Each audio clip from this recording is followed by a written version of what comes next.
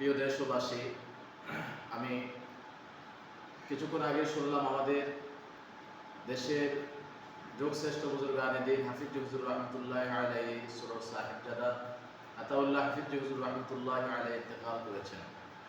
হযরতের রূহের মাগফিরাতের জন্য আমি দেশবাসীর কাছে দোয়া চাই এবং তিনি আমাদের মাঝ থেকে চলে গেছেন, তিনার রূহের আত্মার মাগফিরাতের জন্য সকলের কাছে দোয়া প্রার্থী।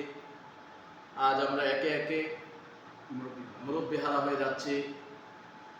আল্লাহ তাআলা এইভাবে আর কত মুরব্বি আমাদের থেকে নিয়ে গেলে আমাদের জানি না কি হয়ে যায়, কি হবে।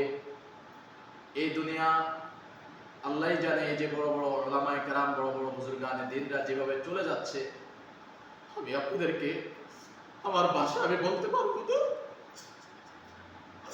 আজকে তিনি চলে গিয়েছে আমাদেরকে কাঁদাইয়া।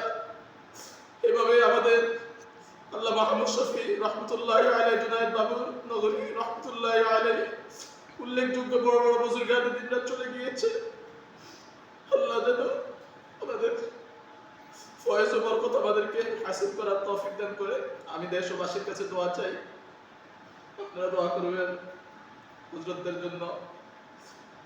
এই বলে আমি আমার সংক্ষিপ্ত কথা শেষ করি। সালাম।